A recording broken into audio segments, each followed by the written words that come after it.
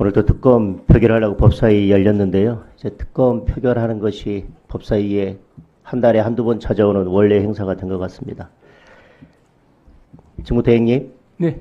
저는 특검의 시작, 특검을 해야 되느냐 말아야 되느냐, 특검의 출발의 요건이 바로 보충성이라고 생각합니다.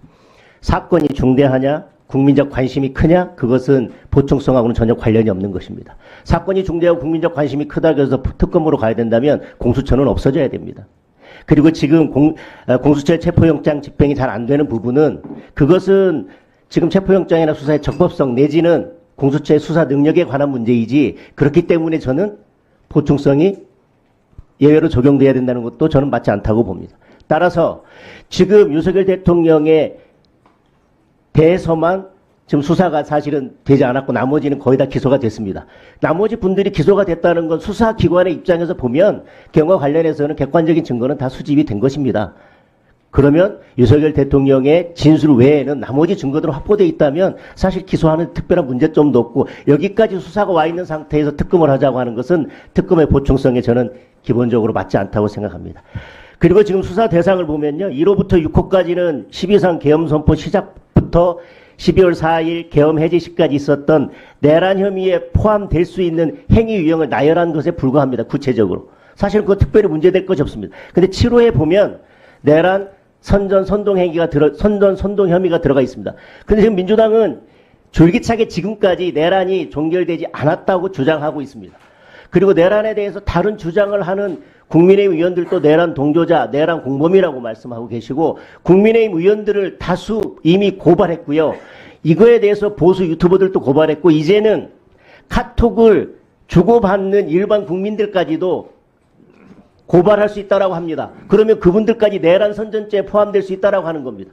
자, 1호부터 6호까지는 이미 계엄 해제 전까지의 일이기 때문에 거의 수사가 마무리됐습니다. 남은 7호, 이제 내란과 관련해서 계엄 해제 이후에 민주당의 마음에 들지 않는 이야기하는 사람들은 전부 다 내란 선전죄로 고발해서 수사하더라도 아무런 문제가 없고, 민주당은 그렇게 수사를 하겠다는 거 아니겠습니까? 그래서 지금 7호를 포함시킨 거 아니겠어요?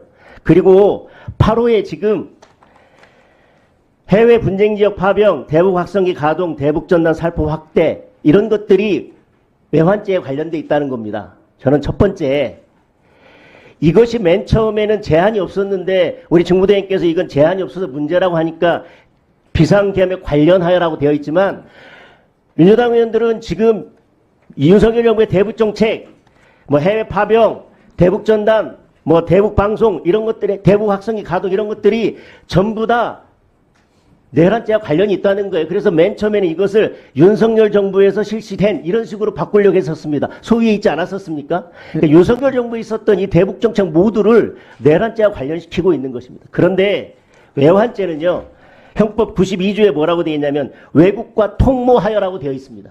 또는 외국인과 통모하여라고 되어 있습니다. 외환 유치죄가 되려면 기본적으로 외국과 통모를 해야 되는데요. 윤석열 정부에서 이런 대북 정책을 하면서 해외 분쟁 지역 파병, 대북 확성기 가동, 이것을 북한과 통모를 해서 이런 것들을 했다? 그리고 내란을 일으키고 외환 유치를 하기 위해서 민주당에서 대북 전단 살포하는 거 금지하라고 김여정이 하명하니까 그 법 금세 만들었다가 결국은 헌법재판소에서 위헌 판결 나지 않았습니까?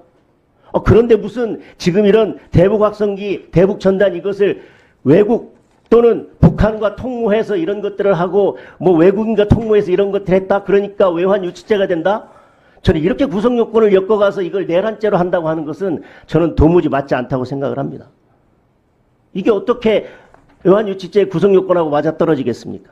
그래서 저는 일단 특검의 보충성에 맞지 않기 때문에 이 내란 특검법은 어떠한 경우에도, 그리고 어떻게 수정되든지 수사 대상을 어떻게 바꾸든지 저는 그렇게 중요하지 않다고 생각을 하고요.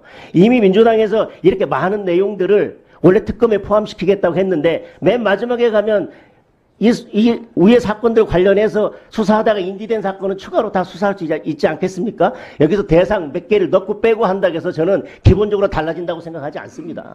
따라서 이 특검법은 보충성에 반하고, 수사 대상을 보면 너무 그것이 무한정 확대될 수 있고 그런 우려가 있기 때문에 저는 원천적으로 이 특검법에 대해서는 반대합니다. 네, 그리고 그 위원님께서 말씀하신 것 관련돼서 그 7호 부분 선전 성동에 대해서 왜냐하면 이게 앞으로 수사 범위와 관련된 부분이라서 중요한 대목이라고 생각합니다. 그래서 제가 한마디 좀 첨언하고자 하면 형법 90조에 보게 되면 이 죄를 범할 것을 선동 또는 선전한 자 이렇게 돼 있기 때문에 이 형법에 말하는 선동 선전은 이 범죄가 저질러지기 전에 그 범죄가 이루어질 것을 전제로 한 상태에서 이루어지는 사전적 개념으로 봅니다. 그런데 아마 이 선전이라는 개념이 혹시 사후적으로 옹호하거나 비유하는 것까지 포함된다고 하게 되면 원래 형법에서 예정하고 있는 선전의 범위는 벗어나는 게 아닌가 생각이 들어서 향후 이 법안에 대해서는 수사 범위에 대해서 여러 가지 좀 참고할 대목이 있다고 생각합니다. 네. 지금 장동일 의원께서, 민주당이 뭐, 고발하고 그런다 그러는데, 국민의힘도 만만치 않네요. 지금 속보가 떴는데, 주진우 국민의힘 법률위원장이라는 분이 있나 봐요. 이분이 내란죄 공범, 허위사실 유포로 박찬대, 김용민, 정청래 고발, 이런 뉴시스 방금 속보가 떴습니다. 본문 내용을 보니까, 고발 대상은 박 원내대표와 김 정책수석 부대표,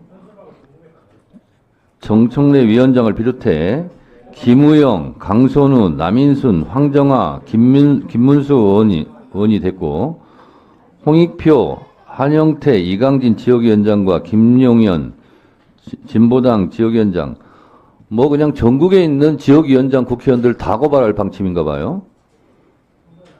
아주 장하십니다.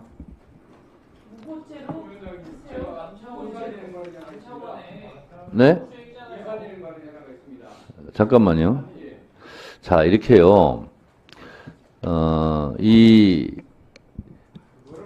동의 여부를 떠나서, 찬성 여부를 떠나서, 고발에 대한 찬성 여부, 뭐 동의 여부를 떠나서 이 모든 발생의 출발점이 뭡니까?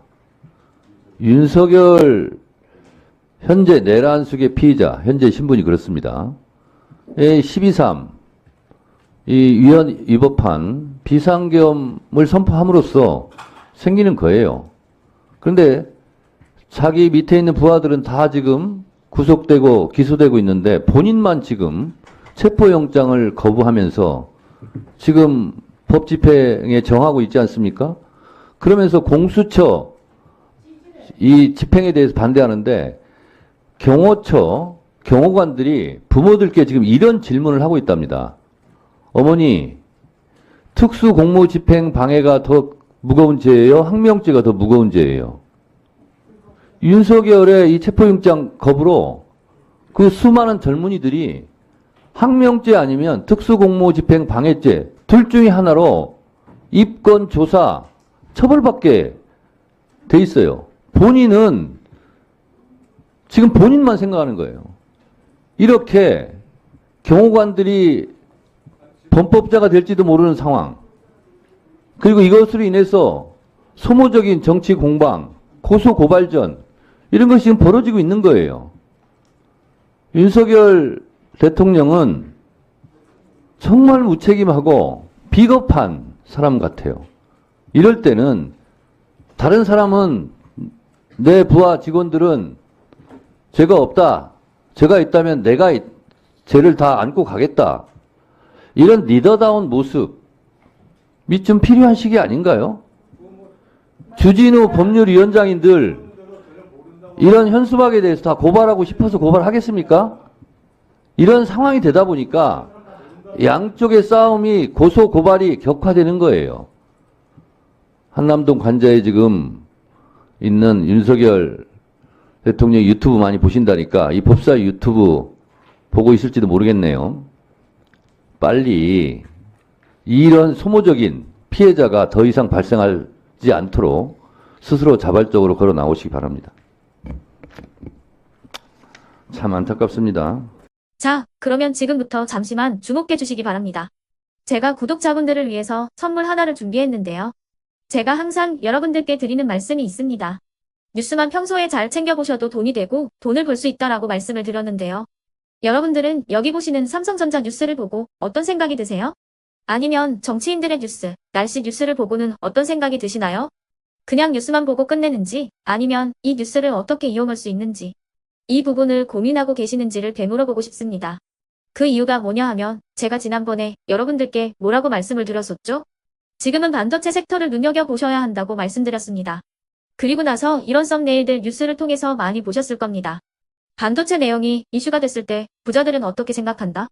반도체 관련주들은 뭐가 있는지, 어떤 종목이 가장 좋은지, 어디에 투자해야 돈이 몰리는지 자연스럽게 생각한다고 제가 말씀을 드렸죠. 그 이유가 뭐냐 하면 부자들이 봤을 때는 이슈가 곧 돈으로 이어지고 그 이슈가 나에게 돈을 벌어준다는 경험적 확신이 있기 때문에 부자들은 항상 이런 사회적 이슈를 관심 있게 챙겨본다고 제가 말씀을 드렸습니다. 이번에도 마찬가지인데요. 제가 지난번에 시청자분들과 함께하는 주식으로 수익 내기 이벤트를 진행했었죠. 당연히 100% 무료로 진행을 했었고요. 여기 보시면 아시겠지만 제가 지난번에도 구독이라고 보내주신 모든 시청자분들께 반도체 관련주 중에 가장 크게 급등할 딱 한 종목, 많은 종목도 아니라 한미반도체 한 종목을 여러분들께 추천드렸어요. 그러면서 여기 나와 있는 대로 정확히 얼마에 매수해야 하는지, 그리고 수익률이 어느 정도 나왔을 때 팔아야 하는지를 이런 부분들까지 여러분들에게 정확히 알려드렸었는데 지금 실제로 어떻게 되었다? 오른쪽을 보시면 아시겠지만 제가 지난번 문자 발송으로 이 한미반도체를 소개해드리고 나서 실제로 이렇게 5배 이상 어마무시한 상승이 나왔습니다. 100만 원만 투자를 했어도 무려 500만 원이 넘는 수익금이 생긴 거죠. 그래서 당시에도 굉장히 많은 분들이 제가 드린 이 한미반도체로 수익을 내실 수가 있으셨을 텐데요. 다시 한번 축하드린다고 말씀을 드리겠고 이번에도 마찬가지입니다. 앞으로도 2024년, 2025년 계속해서 기대해볼 섹터는 AI입니다. 그 중에서도 AI 반도체는 그 누구도 부정할 수 없는 미래 성장 산업입니다. 그러면 우리가 어떻게 생각해 볼 수 있을까요? AI 반도체 종목 중에 앞으로 크게 대장 역할을 하면서 10배 이상 급등할 수 있는 템베고 종목을 지금부터 열심히 추적해야 한다는 겁니다. 큰 돈을 투자하지 않더라도 월급의 일부분 아주 소액이라도 이 종목을 모아가야 수백 %의 수익률을 손에 쥘 수 있는 것이죠. 지금 여러분이 보고 계시는 이 유튜브 또한 AI 반도체와 아주 밀접한 연관이 있고 반도체야말로 대한민국의 핵심 산업으로 앞으로 더더욱 시장은 성장할 수밖에 없습니다. 그렇기 때문에 제가 이번에도 뭘 보내드리고 있냐면 지난번과 똑같이 구독이라는 문자를 보내주시면 제가 AI 반도체 관련주 중에 앞으로 대장주 역할을 하면서 주가가 가장 크게 급등할 한 종목을 여러분들께 문자 발송으로 종목명과 사고 파는 시점을 모두 알려드릴 건데요. 그 문자를 받고 여러분들이 주식으로 돈 버는 연습을 한번 해보셨으면 좋겠고요. 혹시라도 나는 주식을 하지 않는다 하시는 분들은 주변에 주식하시는 지인분들에게 말씀을 해주셔도 되고요. 아니면 연세가 있으셔서 투자가 어렵다 하시는 분들은 이 종목을 자녀분들에게 한번 사봐라. 이걸로 한번 수익을 내봐라. 이렇게 조언을 해주실 수도 있는 거겠죠. 그래서 지금 이 영상을 보시는 시청자분들 중에 나도 이번 종목이 좀 궁금하다 하시는 분들은요. 누구나 상관없이 그리고 어느 시간대나 상관없이 부담 없이 010-2514-5930번으로 구독이라는 문자 보내주시면 제가 이번에도 똑같이 무료 추천 급등주 문자를 보내드리겠습니다. 이해되시겠죠? 제 번호 010-2514-5930번으로 구독이라는 문자 보내주시면 여러분들이 직접 이슈를 통해서 돈 버는 연습을 해보실 수가 있는 거고 제가 돈을 받는 것도 아니고 투자를 대신해 드리는 것도 아니기 때문에 부담 없이 신청해 주시면 되는 겁니다.